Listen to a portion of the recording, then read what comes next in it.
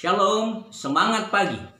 Bapak Ibu Saudara yang saya kasih di dalam nama Tuhan Yesus Kristus. Demikian firman Tuhan di dalam kitab Kejadian 22 ayat 1 dan 2.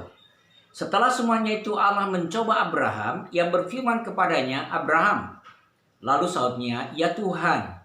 Firman-Nya, ambillah anakmu yang tunggal itu yang engkau kasihi, yakni Ishak. Pergilah ke tanah Moria dan persembahkanlah dia di sana sebagai korban bakaran pada salah satu gunung yang akan kukatakan kepadamu. Nah, saudara yang saya kasih di dalam nama Tuhan Yesus Kristus. Menarik sekali. Padahal sebelumnya di dalam pasal 21 kita tahu bersama-sama bahwa Abraham begitu mempertahankan sumur yang digalinya di tanah Filistin itu dari Abimelek. Bahwa dialah yang menggali itu sampai ia memberikan 7 ekor binatang sebagai bukti bahwa Abrahamlah yang menggali sumur tersebut. Itu berarti Abraham sangat mengasihi sumur itu. Abraham sangat sungguh-sungguh berpegang teguh supaya itu boleh menjadi berkat buat kehidupan keluarganya, penghidupan usahanya.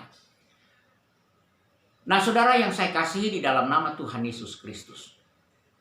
Tetapi setelah itu Allah malah meminta Abraham supaya ia membawa anaknya yang tunggal itu, yaitu Ishak, yang dikasihnya itu untuk dipersembahkan sebagai korban bakaran.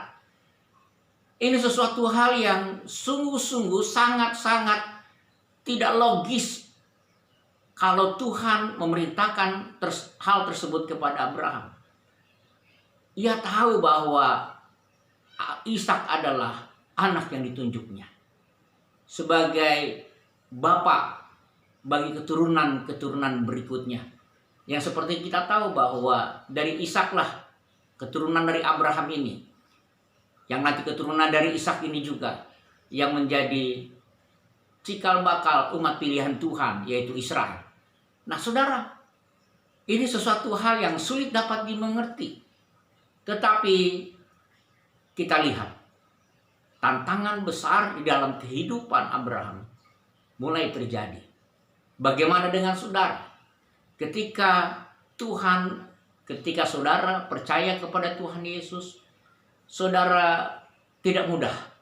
Ada begitu banyak orang-orang yang percaya kepada Tuhan Yesus yang tadinya tidak percaya kepada Tuhan Yesus mendapat tantangan yang sangat besar dari orang-orang di sekitarnya. Dan tidak hanya tantangan hidup ke depannya, tetapi juga tantangan-tantangan yang hebat dari orang-orang kebanyakan yang dahulu ia percaya.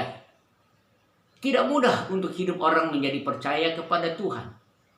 Sama seketika Tuhan Yesus berkata, barang siapa mau mengikut dia, ia harus menyangkal dirinya, memikul salib, mengikut dia.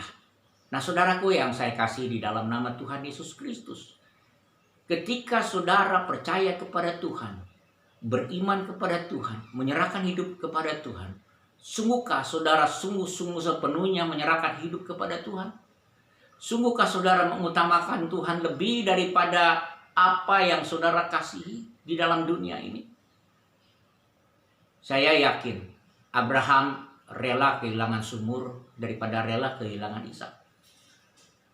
Namun di dalam hal ini kita bisa melihat betapa luar biasanya Abraham percaya kepada Tuhan, percaya kepada janji Tuhan. Dia tidak pernah berubah. Dia percaya bahwa Tuhan yang berdaulat itu adalah Allah yang maha kuasa.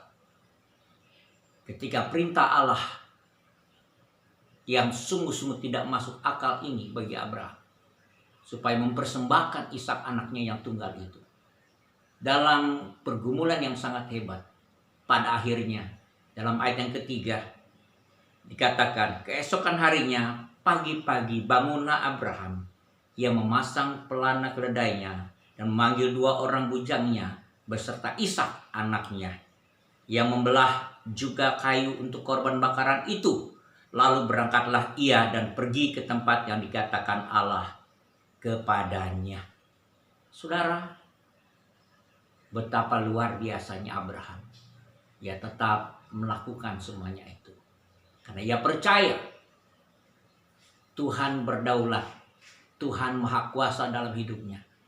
Tuhan juga tidak akan pernah ingkar janji bagi dia.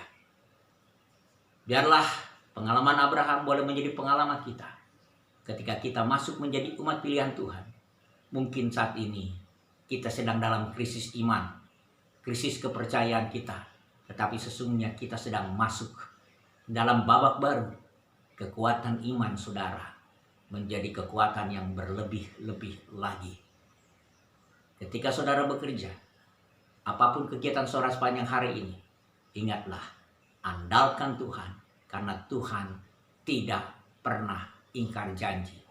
Kesulitan yang saudara hadapi saat ini, percayalah, ketika saudara mentaati segala kekuatan firman-Nya, saudara disertai oleh Tuhan. Tuhan Yesus menyertai saudara.